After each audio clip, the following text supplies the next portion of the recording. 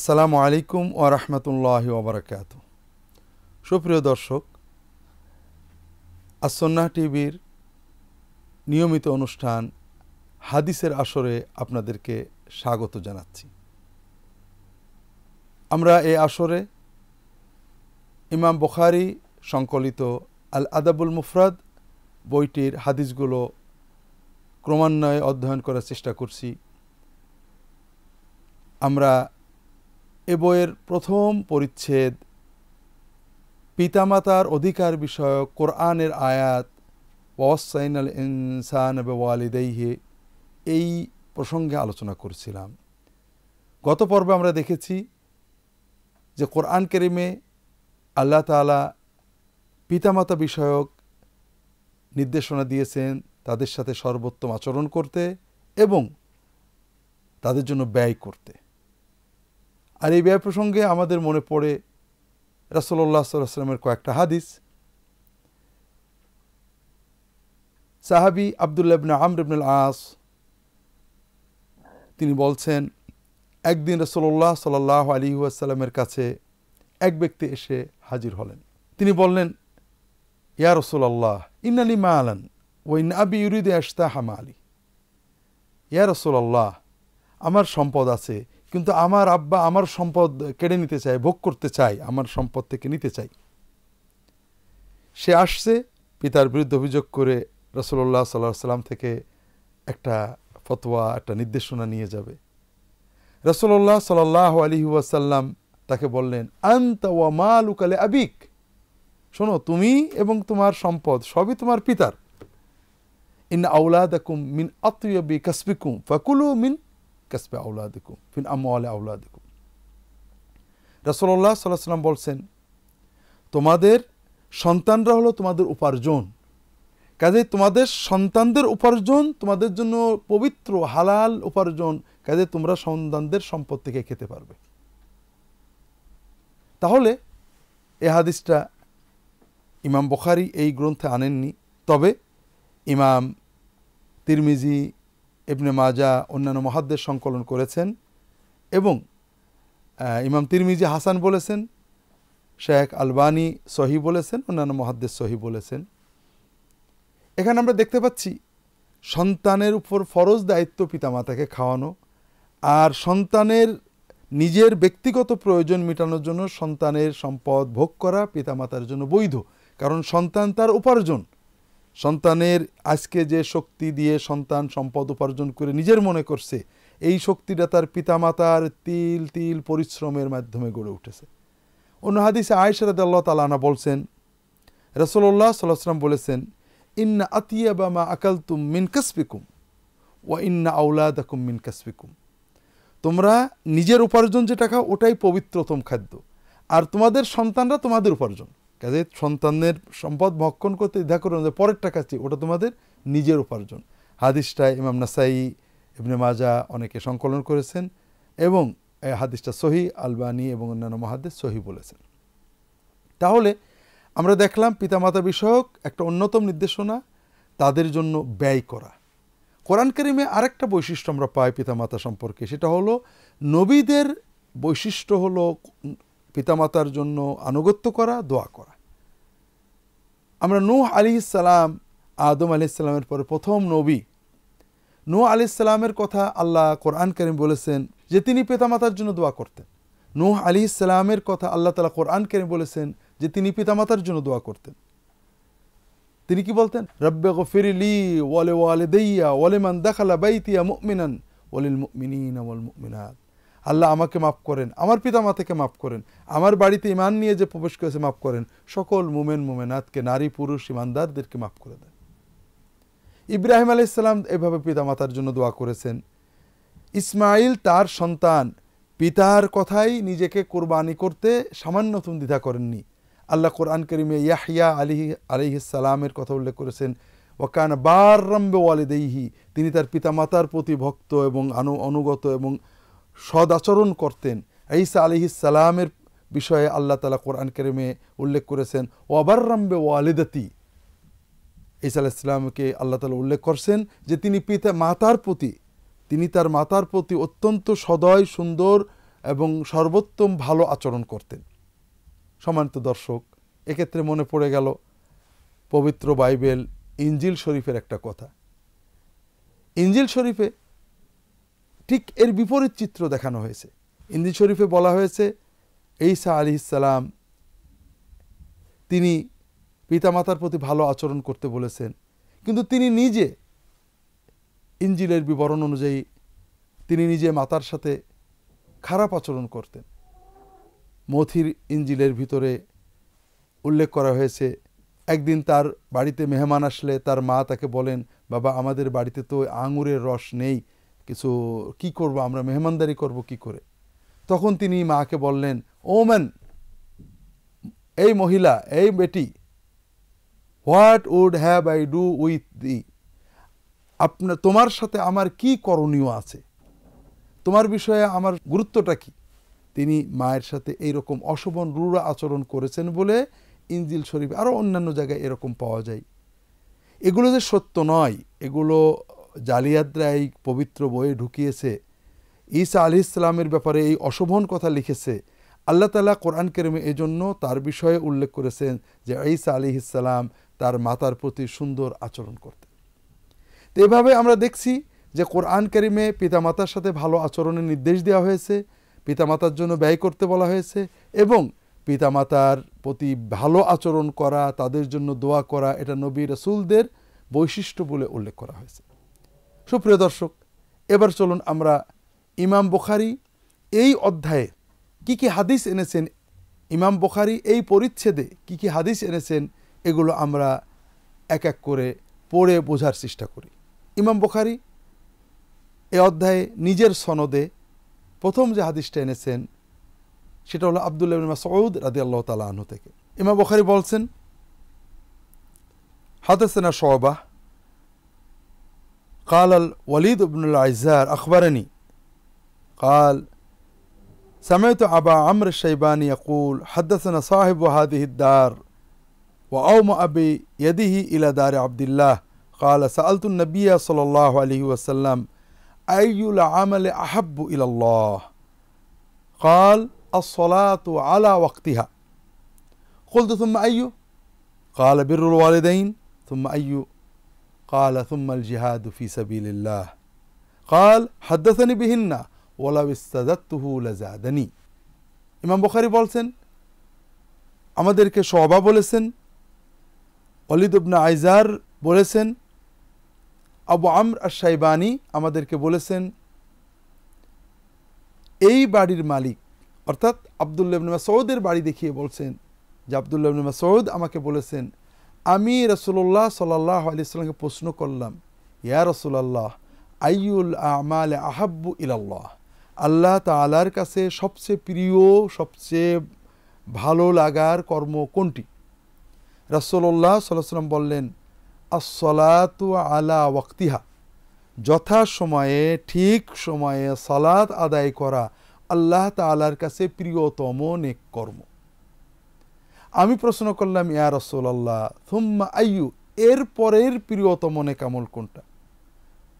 রাসূলুল্লাহ সাল্লাল্লাহু আলাইহি ওয়াসাল্লাম বললেন, বিররুল ওয়ালিদাইন, দ্বিতীয় পর্যায়ের প্রিয়তম নেক আমল হলো পিতামাতার সেবা করা, তাদের যত্ন করা, তাদের হক আদায় করা, তাদের সাথে ভালো আচরণ করা। আমি রাসূলুল্লাহ সাল্লাল্লাহু আলাইহি ওয়াসাল্লামকে তৃতীয়বার জিজ্ঞাসা করলাম, এর পরে কোনটা? তুম্মা আইয়ু, তিনি বলেন তুম্মাল জিহাদু ফি সাবিলিল্লাহ, এর পরে তৃতীয় পর্যায়ের নেক আমল হলো আল্লাহর পথে জিহাদ করা। আব্দুল্লাহ ইবনে মাসউদ রাদিয়াল্লাহু তাআলা আনহু বলছেন, আমাকে রাসূলুল্লাহ সাল্লাল্লাহু আলাইহি ওয়াসাল্লাম এই তিনটের কথা বললেন, তবে আমি যদি আরও শুনতাম, আরও প্রশ্ন করতাম, তাহলে হয়তো রাসূলুল্লাহ সাল্লাল্লাহু আলাইহি ওয়াসাল্লাম আরও এর পরের অনেকগুলোই বলতেন, আমি আর প্রশ্ন করিনি। সুপ্রিয় দর্শক, এই হাদিস আমাদেরকে কি শেখাচ্ছে আমরা আরেকটু বিস্তারিত আলোচনা করব, এবং এরপরে ইমাম বুখারী আর কি হাদিস আনলেন সেগুলোও পড়ার চেষ্টা করব ইনশাআল্লাহ তাআলা।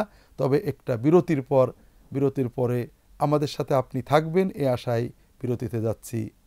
আসসালামু আলাইকুম ওয়া রাহমাতুল্লাহ। সুপ্রিয় দর্শক, ফিরে এলাম আপনাদের কাছে ছোট্ট বিরতির পর।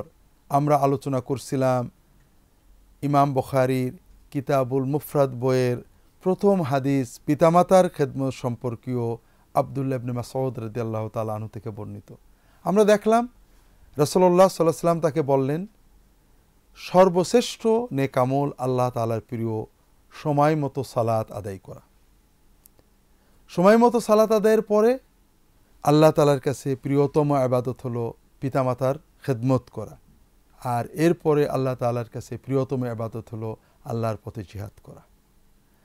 আমরা পরবর্তী হাদিসে দেখব পিতামাতার সন্তুষ্টি, তার খেদমত এত বড় যে আল্লাহর রাস্তায় রাসূলুল্লাহ সাল্লাল্লাহু আলাইহি ওয়াসাল্লামের নেতৃত্বে শত্রু রাষ্ট্রের বিরুদ্ধে জিহাদ করার, শহীদ হওয়ার অনুমতি পিতামাতা না দিলে, তারা অসন্তুষ্ট হলে রাসূলুল্লাহ সাল্লাল্লাহু আলাইহি ওয়াসাল্লাম অনুমতি দেননি, বরং পিতামাতার খেদমতে রত থাকতে বলেছেন। সুপ্রিয় দর্শক, এ হাদিস ইমাম বুখারী তার সহিহ গ্রন্থেও এনেছেন, মুসলিম এনেছেন এবং অন্যান্য মুহাদ্দিসরাও এনেছেন। হাদিসটা সর্বসম্মতভাবে অত্যন্ত সহিহ হাদিস। ইমাম বুখারী এরপরে যে হাদিসটা এনেছেন আবদুল্লাহ ইবনে ওমর রাদিয়াল্লাহু তাআলা আনহুর সনদে, তিনি বলছেন, নিজেও কখনো কখনো নিজের কথা হিসেবে বলেছেন, রাসূলুল্লাহ সাল্লাল্লাহু আলাইহি ওয়াসাল্লাম থেকে উদ্ধৃত করেছেন, রিদার রব ফি রিদাল ওয়ালিদি ওয়া সাকাতুহু ফি সাকাতিল ওয়ালিদি। ইমাম বুখারী আবদুল্লাহ ইবনে ওমর রাদিয়াল্লাহু তাআলা থেকে উদ্ধৃত করছেন, আল্লাহ তাআলার সন্তুষ্টি হলো পিতার সন্তুষ্টির মধ্যে রয়েছে, আর আল্লাহ তাআলার অসন্তুষ্টি, ক্রোধ পিতার অসন্তুষ্টির ভিতরে রয়েছে। এই হাদিসটাই অন্য বর্ণনায় ওয়ালিদাইন বলা হয়েছে, পিতামাতার সন্তুষ্টির ভিতরে রয়েছে আল্লাহর সন্তুষ্টি, আর পিতামাতার অসন্তুষ্টির ভিতরে রয়েছে আল্লাহর অসন্তুষ্টি। হাদিসটা সহি, বিভিন্ন মুহাদ্দিস এগুলোকে সহি বলেছেন। ইমাম তিরমিজি, হাকেম, অন্যান্য মুহাদ্দিস সহি বলেছেন, ইমাম যাহাবি সহি বলেছেন, বর্তমান যুগের মুহাদ্দিসদের ভিতরে আলবানী এবং অন্যান্য মুহাদ্দিস সহি বলেছেন। সুপ্রিয় দর্শক, তাহলে আমরা দেখতে পাচ্ছি যে আল্লাহ তাআলার সন্তুষ্টি অর্জনের জন্য পিতামাতা আমাদের দরজা বা পথ। পিতামাতাকে অসন্তুষ্ট করে আল্লাহ তাআলার সন্তুষ্টি অর্জন সম্ভব নয়। সুপ্রিয় দর্শক, ইমাম বুখারী এরপরে তার এ বইয়ের দ্বিতীয় পরিচ্ছেদ করেছেন বাবু বিররিল উম্মি, মাতার প্রতি দায়িত্ব খেদমত বিষয়ক পরিচ্ছেদ। এ পরিচ্ছেদে তিনি হাদিস উল্লেখ করেছেন। প্রথম হাদিসে ইমাম বুখারী বলছেন, হাদাসানা আবু আসিম আন বাহজ ইবনে হাকিম আন আবিহি আন জাদ্দিহি কুলতু ইয়া রাসূলুল্লাহ মান আবাররু ক্বালা উম্মাক কুলতু মান আবাররু ক্বালা উম্মাক কুলতু মান আবাররু ক্বালা উম্মাক কুলতু মান আবাররু ক্বালা আবাকা সুম্মা আল আকরাবু ফাল আকরাব। বাহজ ইবনে হাকিম তার পিতার সূত্রে, তার দাদার সূত্রে, তার দাদা সাহাবী ছিলেন মুআব ইবনে হাইদা আল কুশাইরি। তিনি বলছেন, আমি রাসূলুল্লাহ সাল্লাল্লাহু আলাইহি ওয়াসাল্লামের কাছে আসলাম, এসে থেকে জিজ্ঞাসা করলাম, ইয়া রাসূলুল্লাহ মান আবাররু, আমি খেদমত করব কার? তিনি বললেন, উম্মাক, তোমার মায়ের। আমি দ্বিতীয় প্রশ্ন করলাম, ইয়া রাসূলুল্লাহ মান আবাররু, আমি খেদমত করব কার? তিনি বললেন, উম্মাক, তুমি তোমার মায়ের খেদমত করতে থাকো। ইয়া রাসূলুল্লাহ, আমি খেদমত করব কার? উম্মাক, তুমি মায়ের খেদমত করো। চতুর্থবারে যখন আমি বললাম, ইয়া রাসূলুল্লাহ মান আবাররু, তিনি বললেন, আবাকা সুম্মাল আকরাবু ফাল আকরাব, এরপরে তুমি তোমার পিতার খেদমত করো, এরপরে নিকটবর্তী আত্মীয় স্বজন আপনজন যারা আছে তাদের ক্রমান্বয়ে করতে থাকে। এই হাদিসটা ইমাম বুখারী তার আদবুল মুফরাদ গ্রন্থে মুআব ইবনে হাইদা থেকে সরাসরি সংকলন করেছেন। এই হাদিসটাই ইমাম বুখারী তার সহিহ গ্রন্থে এবং মুসলিম সহ অন্যান্য মুহাদ্দিস সংকলন করেছেন আবু হুরায়রা রাদিয়াল্লাহু তাআলা আনহু সূত্রে। আবু হুরায়রা বলছেন, জা রাজুলুন জা আরাবিয়ুন ইলা রাসূলিল্লাহ সাল্লাল্লাহু আলাইহি ওয়াসাল্লাম ফাকাল ইয়া রাসূলুল্লাহ মান আহাক্কুন নাসি বিহুসনি সাহাবাতি। আবু হুরায়রা বলছেন, এক ব্যক্তি এসে রাসূলুল্লাহ সাল্লাল্লাহু আলাইহি ওয়াসাল্লামকে বললেন, হে আল্লাহর রাসূল, এক ব্যক্তি এসে রাসূলুল্লাহ সাল্লাল্লাহু আলাইহি ওয়াসাল্লামকে বললেন, হে আল্লাহর রাসূল, আমি কার সাথে সর্বোত্তম ভালো আচরণ করব, ভালো খেদমত করব, আমার খেদমত পাওয়ার ব্যাপারে সবচেয়ে বেশি হক কার? রাসূলুল্লাহ সাল্লাল্লাহু আলাইহি ওয়াসাল্লাম বললেন, উম্মুক, আর তোমার মা। লোকটা বলল, এরপরে কে?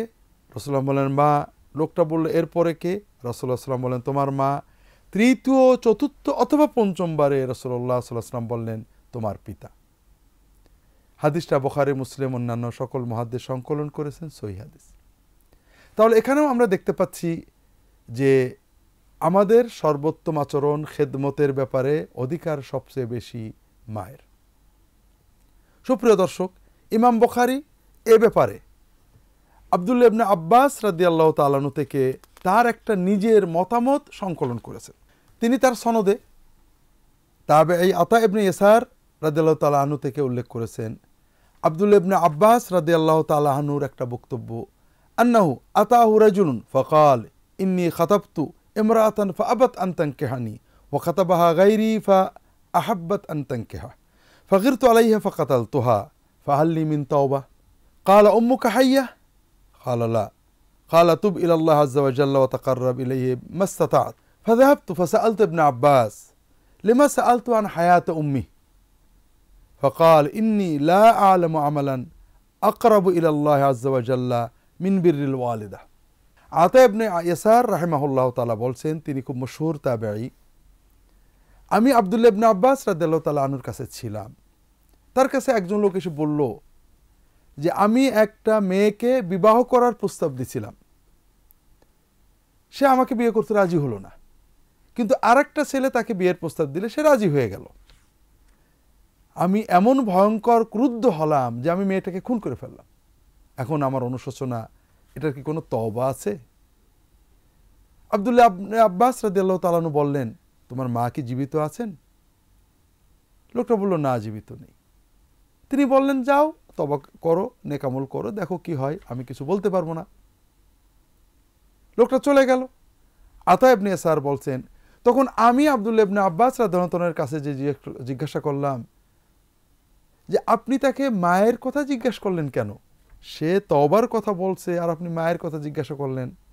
তিনি বললেন, ইন্নী লা আ'লামু আমালান আকরাবু ইলাল্লাহ মিন বিররিল ওয়ালিদা।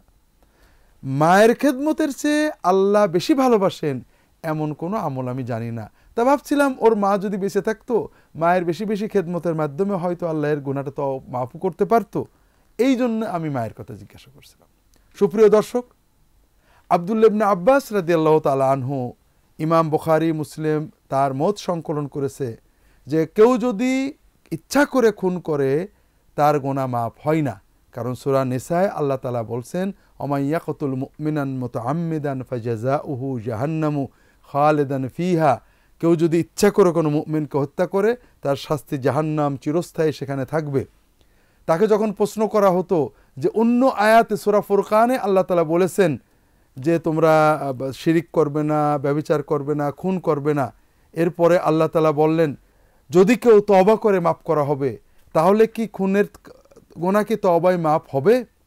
তিনি বললেন সূরা ফুরকান মক্কায় নাজিল হয়েছে কাফিরদের ব্যাপারে। কাফের থাকা অবস্থায় যদি কেউ খুনের পাপ করেছে, জিনার পাপ করেছে, তারটা মাফ হবে। কিন্তু সূরা নিসা নাজিল হয়েছে মদিনায় আসার পরে সর্বশেষ। এই আয়াতে যেটা বলা হয়েছে মুমিনদের ক্ষেত্রে, কোনো মুমিন যদি ইচ্ছা করে খুন করে তার মাফ হওয়ার কথা কোরআন বলছে না। এরপরেও তিনি আশা করেছিলেন তওবা ইস্তেগফারের পাশাপাশি মায়ের খেদমতের মাধ্যমে হয়তো মাফটা পেতে পারে। তাহলে মায়ের খেদমত তাদের কাছে কত বড় ইবাদত ছিল আমরা বুঝতে পারছি। সুপ্রিয় দর্শক, আজকে আমাদের আর সময় নেই, আপনাদের থেকে বিদায় নিতে হচ্ছে। আল্লাহ তাআলা তৌফিক দিলে পরবর্তীতে আপনাদের সাথে পরবর্তী পর্বে দেখা হবে সে আশাই থাকলাম। আল্লাহ আমাদের সে পর্যন্ত ভালো রাখুন। আল্লাহু আলাম। আল্লাহুম্মা সাল্লি আলা মুহাম্মাদ ওয়া আলিহি ওয়া সাল্লিম। সুবহানাকা আল্লাহুম্মা ওয়া বিহামদিকা আশহাদু আল্লা ইলাহা ইল্লা আনতা আস্তাগফিরুকা ওয়া আতুবু ইলাইক।